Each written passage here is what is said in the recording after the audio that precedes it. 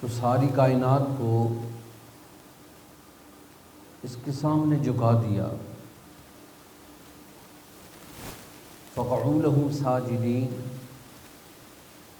سب جھکے، لیکن شیطان نے اس سے انکار کیا کہ میں اس کو کیسے سجدہ کروں، میں اس کو کیسے اس کے سامنے جھک سکتا ہوں. انا خیر من خلقتنی من نار وخلقتہ من طین. اللہ آپ نے مجھے آگ سے پیدا کیا، اس کو مٹی سے پیدا کیا. آگ کے اندر بلندی ہے، شعلہ ہے، رفعت ہے، مٹی پست ہے، پاؤں کی نیچے ہے، گرد و غبار ہے، تو بلندی بھی کبھی پستی کی طرف آئی. اللہ کے ایک حکم کا انکار کیا، اللہ نے اس کو اپنی نظروں سے گرا دی. جو اللہ کا حکم ہے، کہتے ہیں 7 لاکھ سال تک اس نے عبادت کی. آسمان دنیا پر کوئی ایسی جگہ نہیں، کوئی ایسا چپا نہیں جہاں اس نے سجدہ نہ کیا ہو. جب انسان اتنی لمبی عبادت کرے لیکن اللہ کے ہاں عبادت وہ قبول ہے جس کے اندر اللہ کی رضا ہو. اللہ کی رضا یہ ایک ایسا عمل ہے جو انسان کی عبادت کے اندر قبولیت کو پیدا کر دیتا ہے. اور ریاکاری ایک ایسا عمل ہے کہ انسان لاکھوں سال بھی اللہ کے حضور روتا رہے، گڑ گڑاتا رہے، سجدوں میں پڑا رہے، لیکن اگر اس نے اپنی اس عمل کے اندر، اپنی اس عبادت کے اندر، اپنے اس عمل کے اندر ریا کو پیدا کر لیا، دکھلاوے کو پیدا کر لیا، تو راندہ درگاہ بن جاتا ہے. اللہ یہ نہیں دیکھتا ہے اس نے 7 لاکھ سال تک عبادت کی، 200 سال تک عبادت کی. اللہ تو یہ دیکھتے ہیں اس کی عبادت میں اخلاص کتنا ہے. ابو عمر مجاہد 4 صدی ہجری کے اندر ایک اللہ والے گزرے ہیں. حاکم وقت اس نے کوئی رفائی کام کرنا تھا، حکومیں شویں کھدوانے تھے یا کوئی ادارے بنانے تھے. اب خزانے میں پیسے نہیں، تو اس نے اپیل کی کہ میں یہ کام کرنا چاہتا ہوں، میرے ساتھ تعاون کرو.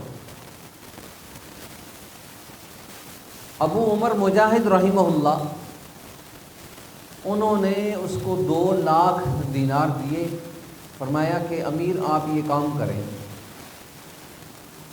اگلے دن حاکم وقت نے مجلس منتخب کی اور لوگوں کو ترغیب دی کہ بھائی کچھ پیسے تو ہو گئے ہیں، آپ لوگ اس میں معاونت کریں تاکہ ہم یہ کام کر لیں. کل ہی ابو عمر مجاہد نے مجھے 2 لاکھ دینار دیے. اب مجلس لگی ہے، وزراء ہیں، مشیر ہیں، اور عنان حکومت کو سنبھالنے والے وہاں پر ساری کریم اکٹھی ہے. ابو عمر مجاہد اسی وقت کھڑے ہوئے، وہ کہنے لگے امیر آپ کو میں نے جو کل 2 لاکھ دیے تھے میں نے والدہ سے پوچھ نہیں سکا، آپ مجھے واپس کر دیں. شہر کے لوگوں نے جو پہلے تعریف کر رہے تھے انہوں نے کہا بڑا عجیب آدمی ہے، امیر کو دے کر پیسے پھر واپس لیتا ہے، امیر کو پیسے دیے پھر واپس لیتا ہے. لوگوں نے وہاں ناگواری کا اظہار کیا. جو تعریف تھی، جو حمد تھی، وہ جو تعریف تھی وہ ختم ہو گئی. وہاں پر جو ہے نا جی دوسری گفتگو شروع ہو گئی. رات کے اندھیرے میں ابو عمر مجاہد رحمہ اللہ دوبارہ وہی 2 لاکھ لیتے ہیں اور جا کر امیر المومنین جو اس وقت امیر وقت تھا، حاکم شہر تھا، جو بادشاہی وقت تھا، اس کو کہا کل آپ نے تو مجھے مجلس میں ذبح ہی کر دیا، آپ نے مجھے کل مجلس میں ذبح ہی کر دیا. ان پیسوں کا مالک میں تھا، میری والدہ نہیں تھی. یہ آپ 2 لاکھ درہم دوبارہ لیں اور میرا ذکر آپ نے کسی سے نہیں کرنا، میرا ذکر آپ نے کسی سے نہیں کرنا. اب یہ وہ لوگ تھے جن کا کردار ریا سے پاک تھا، دکھلاوے سے پاک تھا، اس لیے اللہ کے ہاں جو عمل قبول ہوتا ہے وہ بغیر ریا کے ہوتا ہے، بغیر دکھلاوے کے ہوتا ہے۔ اگر ایک آدمی نے احد پہاڑ جتنا سونا صدقہ کر دی اللہ کے راستے میں، لیکن ریا موجود ہے، سارا عمل ختم ہو جائے گا۔ اللہ کے ہاں تو جو چیز پسندیدہ ہے وہ چھپی ہوئی چیز ہے۔ اس سے فرمایا صدقہ کیا ہے؟ جب ایک آدمی صدقہ کرتا ہے تو صدقہ اس انداز میں کرے کہ اس کے دائیں ہاتھ میں صدقہ کیا، بائیں ہاتھ کو اس کا علم نہیں۔ اللہ کو تو وہ صدقہ پسند ہے، اللہ کو تو وہ نماز پسند ہے۔ کسی نے پوچھا حضرت یہ جو مخلص ہے، اخلاص یہ ہے کیا چیز؟ تو ایک اللہ والے نے بڑا عجیب جواب دیا، کہنے لگے اخلاص نام ہے، ایک آدمی مخلص ہے، آپ مخلص آدمی کی پہچان کیسے پیدا کریں گے؟ کہنے لگے ایک آدمی چرواہا ہے، مثال کے طور پہ سمجھایا، چرواہا ہے، بکریاں چراتا ہے، جنگل بیابان ہے، جنگل بیابان میں بکریاں چرا رہا، اب اس کو پتہ ہے زور کا وقت ہو گیا، عصر کا وقت ہو گیا، نماز کا وقت ہے، بکریوں کے درمیان اللہ اکبر کہہ کر نیت باندھ لیتا ہے۔ فرمایا وہاں پر کوئی آدمی اس کو دیکھنے والا نہیں، وہ بکریوں سے اس نے کیا تعریف لینی تھی؟ بکریاں اس کی نماز کی کیا تعریف کرتی؟ بکریوں نے اس کے بارے میں کیا رائے دینی تھی کہ یہ کیا کر رہا ہے؟ جیسے وہ بکریوں سے بے پرواہ ہو جا، اس کو تعریف، اس کو تحمید کی کوئی ضرورت نہیں رہی، اس کو پتہ ہے کوئی انسان دیکھتا تو مجھے میری تعریف کرتا۔ بکریاں انہوں نے میری نہ تعریف کرنی ہے نہ میری مذمت کرنی ہے، نہ میری حمد کہنی ہے نہ میری مذمت کرنی ہے، نہ تعریف کے قابل ہیں بکریاں نہ جو مذمت کے قابل ہیں، اور وہ اخلاص کے ساتھ اپنے رب کو یاد کرتا ہے۔ فرمایا یہ ہے مخلص، جس کو 2 رکعت پڑھنی ہے اللہ کی رضا کے لیے۔ علماء نے تاریخ میں بڑا عجیب یہ واقعہ لکھا ہے، کہتے ہیں بایزید بستانی رحمہ اللہ، بہت بڑے اللہ والے تھے، سلطان الاولیاء،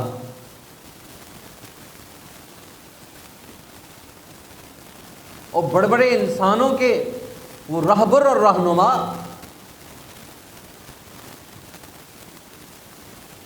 انہوں نے خواب میں دیکھا کہ میں سورہ طٰہٰ کی تلاوت کر رہا ہوں، سورہ طٰہٰ کی تلاوت کر رہا ہوں۔ جب سورہ طٰہٰ کی تلاوت شروع کی، اب خواب میں ہی دیکھتے ہیں کہ ایک قرآن مجید ہے، اس پر لکھا ہوا ہے یہ قرآن۔ اب اس کو انہوں نے دیکھا تو آگے دیکھتے ہیں کہ سورہ طٰہٰ کی چند آیات وہاں پر بٹ چکی ہیں۔ بڑے حیران ہوئے، سمجھ نہیں آئی سورہ طٰہٰ کی چند آیات کیوں درمیان سے ختم ہو گئی، کیا معاملہ پیش آیا؟ اللہ اکبر، کہتے ہیں جب وہاں پر تذبذب میں ہیں، پریشانی میں ہیں، اللہ کی نصرت اور مدد شامل حال ہوئی۔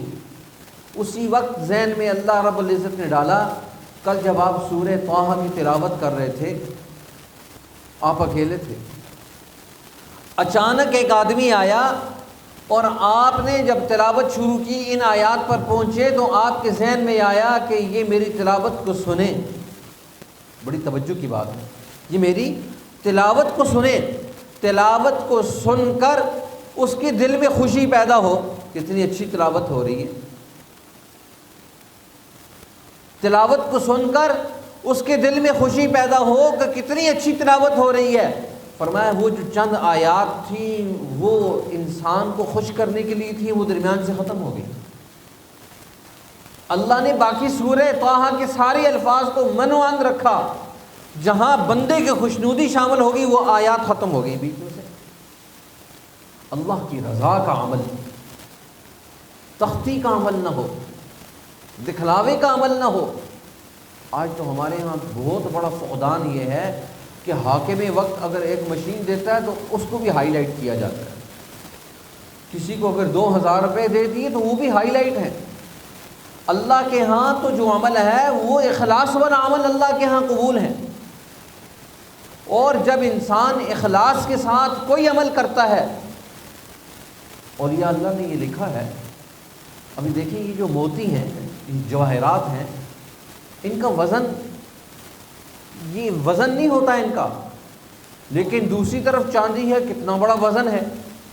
اب چاندی کا آپ ایک پورا ٹرک بھر کر لے آئیں، اور ایک طرف ایک موتی ایسا ہے کہ وہ سارے چاندی کے اس ٹرک پر بھاری ہے۔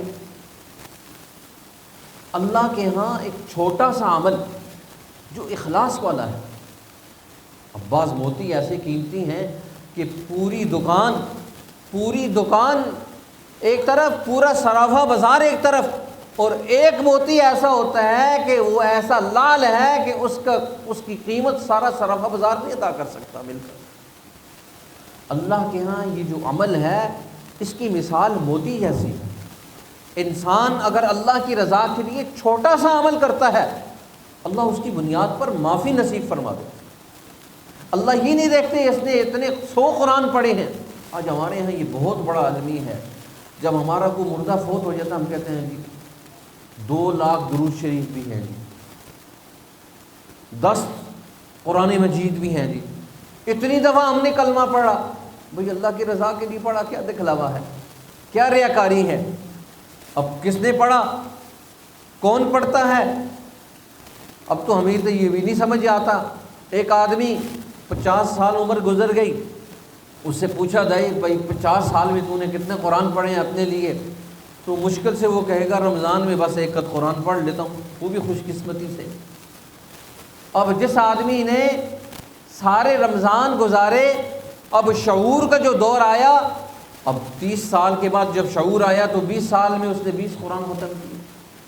لیکن جب انسان ریا سے پاک ہو کر کردار ادا کرتا ہے، اللہ کو وہ چیز پسند ہے۔ دکھلاوے والا عمل، ریاکاری والا عمل اللہ کے ہاں اس کی کوئی حیثیت نہیں۔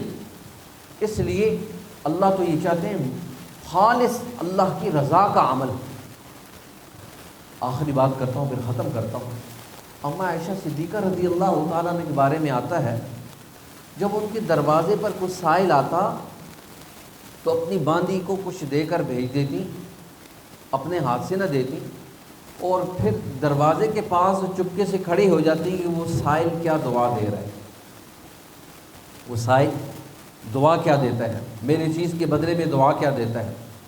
تو باندی نے پوچھا کہ اماں جی یہ آپ کیا کرتی ہیں، اپنے ہاتھ سے بھی نہیں دیتی، دلواتی بھی ہمارے ہاتھ سے ہیں، اور پھر چپکے سے آپ دروازے کی اس سائڈ پر کھڑی ہو کر سنتی بھی ہیں وہ کیا دعا دیتا ہے۔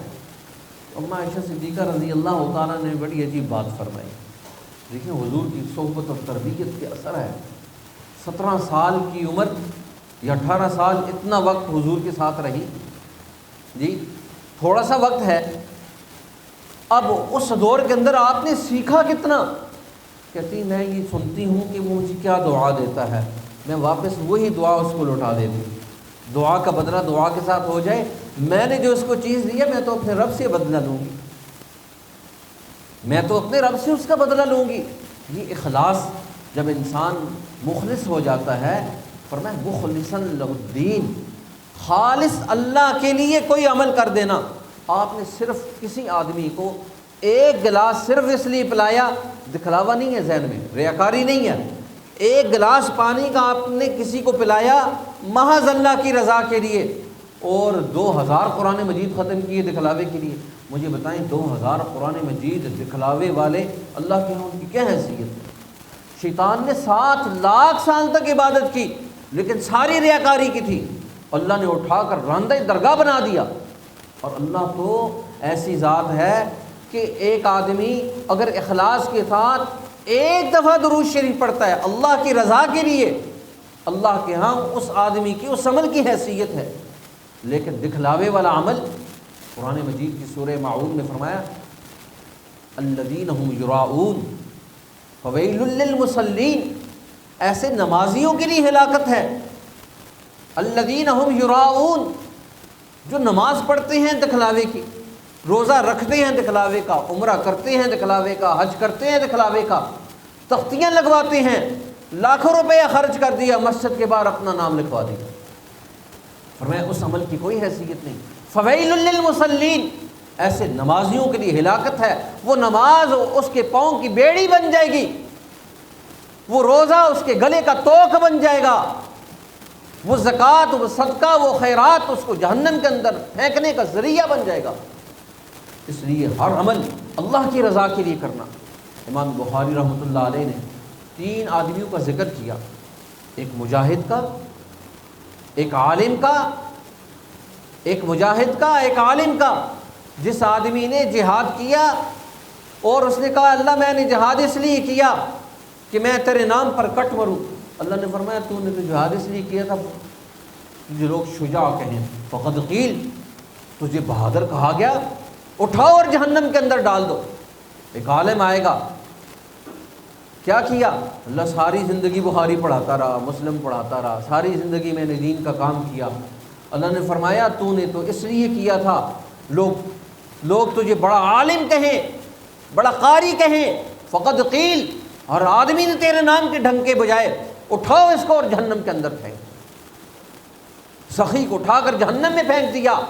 سخاوت اس لیے کی، اللہ کی رضا نہیں تھی، ذہن میں کیا تھا؟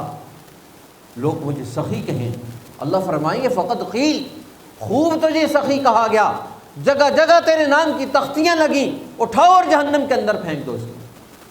اللہ تو ایک چھوٹا سا عمل اللہ کی رضا کے لیے، چھوٹا سا عمل آپ نے راستے میں چلتے ہوئے اپنے پاؤں کی ٹھوکر سے کیل کے چھلکے کو اٹھا کر سائڈ پر کر دیا، محض اللہ کی رضا کے لیے، اللہ اس کی برکت سے جہنم سے خلاصی نصیب فرمائے۔ اللہ مجھے اور آپ کو اپنے اعمال میں ریاکاری اور دکھلاوے سے محفوظ اور محمود فرمائے، اور ہر عمل اپنی رضا کے لیے کرنے کی توفیق نصیب فرما دے۔ وآخر دعوانا الحمدللہ رب العالمین، صلی اللہ علیہ وسلم۔